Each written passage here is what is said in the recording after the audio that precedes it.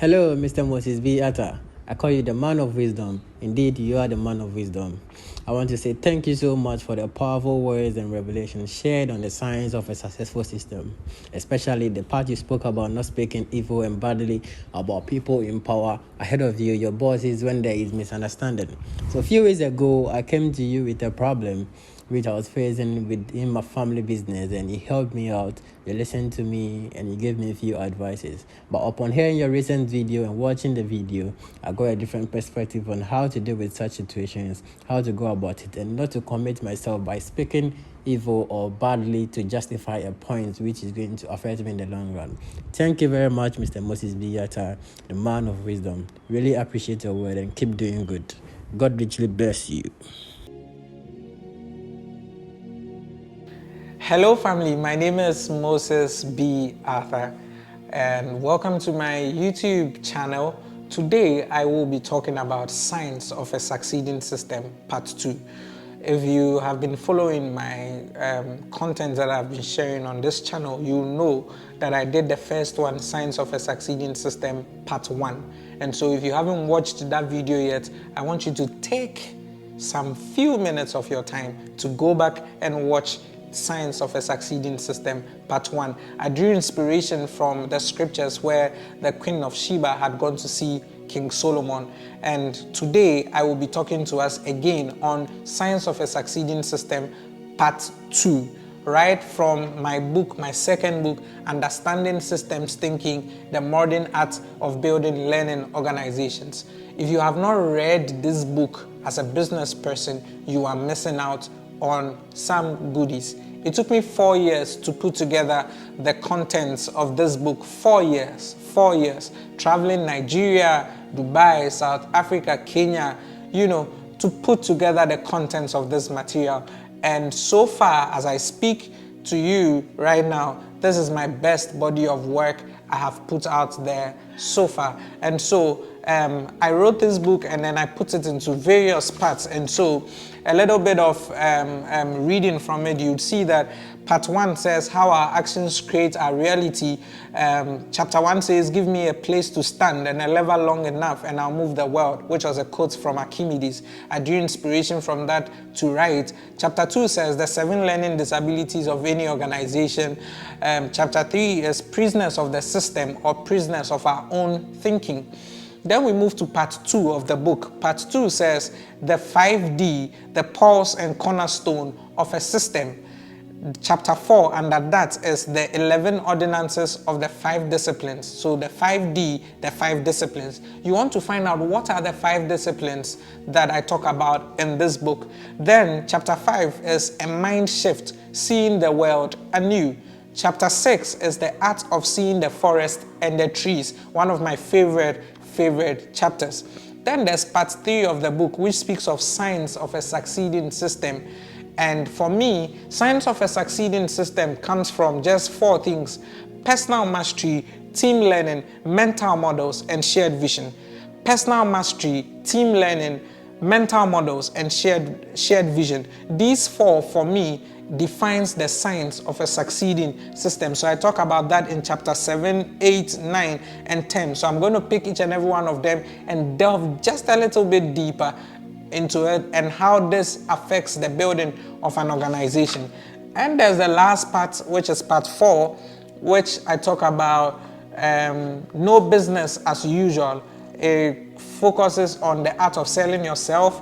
You don't push growth, you remove the factors that are limiting growth.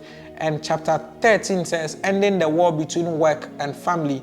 And chapter 14 is Moses B. Arthur's 10 rules for effective leadership. That's how I close the book. Moses B. Arthur's 10 rules for effective leadership. I think I should do a whole YouTube content on that. So, Science of a Succeeding System, part 3 of the book, as you can see it, part 3 of the book. The first one you need to understand is personal mastery. When we talk about personal mastery, we are looking at when you pick up the individual components of a system, every single person within the system is unique. Every single person within the system comes with their uniqueness in terms of what they have mastered.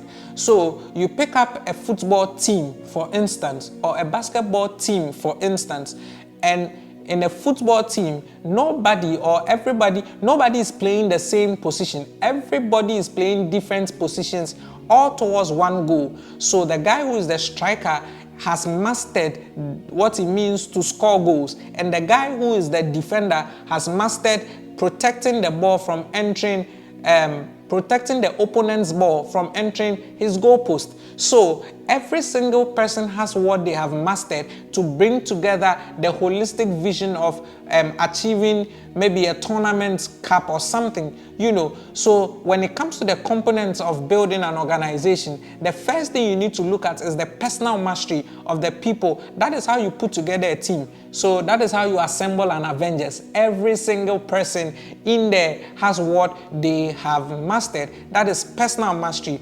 Then we have mental models.